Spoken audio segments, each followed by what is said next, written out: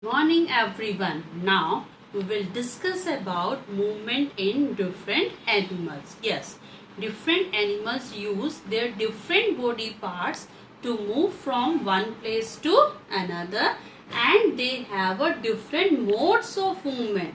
For example, a birds can fly with the help of their wings. A snake can crawl with the help of their looping bodies. Cockroaches can walk with the help of their legs. So we will discuss the different types, modes of movement in different parts of the body. For example, first of all, movement in earthworm. We will discuss the movement in earthworm. Earthworm does not have bones. It do not have bones. Its body is made up of muscle. Yes, the body of an earthworm is made up of muscles, and the movement in earthworm is possible through the process of contraction,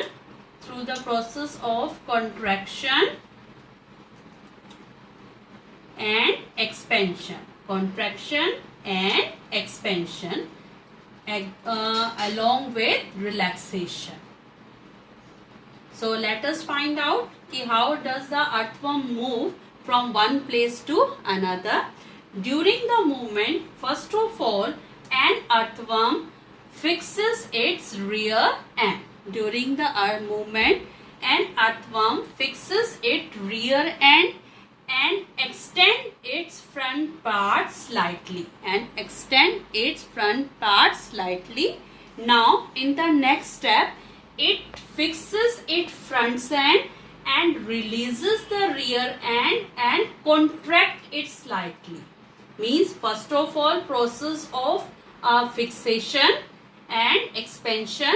After that, fixation of the front end and release its rear end from the ground and just contract it slightly. So these two processes, your contraction, relaxation, and you can say expansion, makes the movement of the earthworm up to a small extent.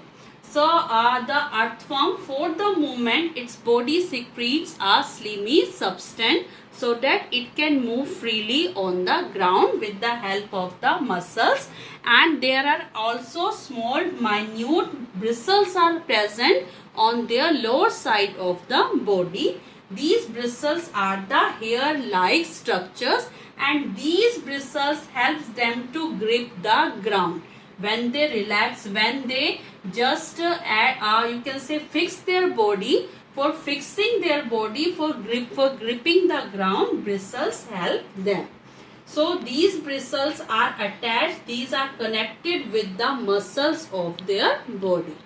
The earthworm, it is a best friend of farmers. They are considered as a best friend of farmers. Why? Because they increase the fertility of the soil. Their undigested products are served as a fertilizer for the better growth of the crops.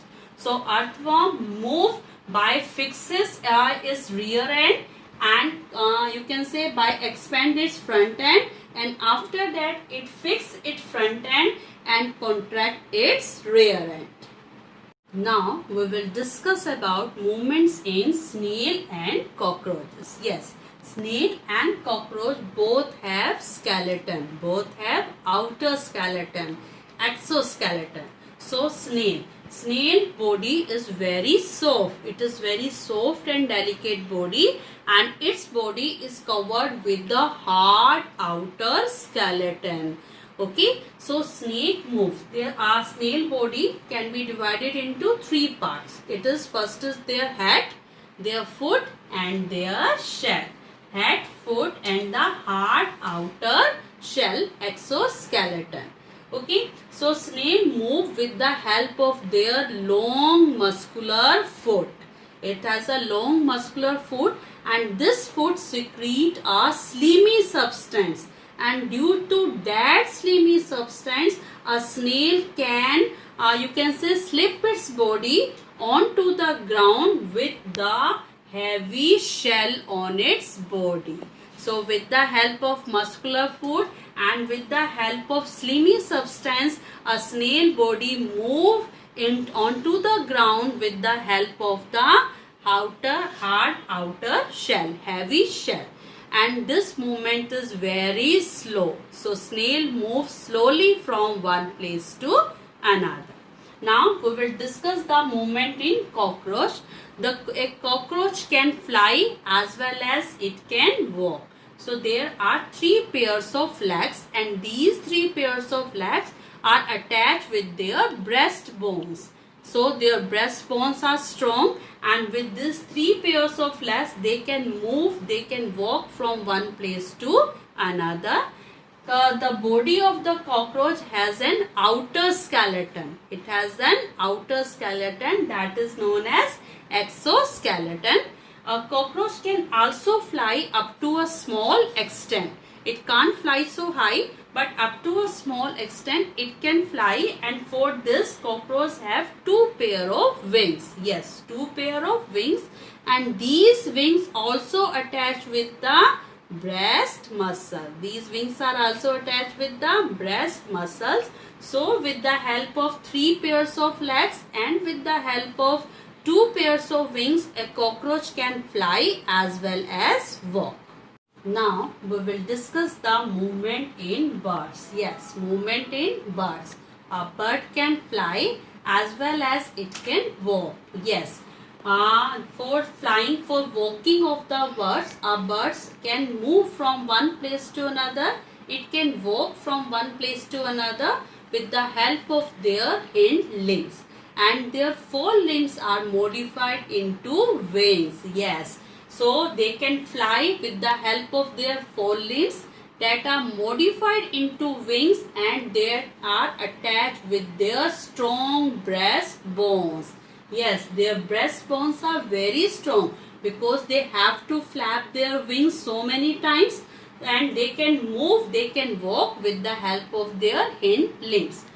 Birds can fly as well as it can walk. And some of the birds like the duck and the swan, they can swim also. So for this they have the different adaptation in their body. For example, for fly, the bird's weight, the weight of the body is very lightweight. The body weight of the birds is very lightweight. Their bones are hollow. Their bones are hollow. So these hollow bones help them to make their weight light, and they can easily fly into the sky. And their strong breast muscles.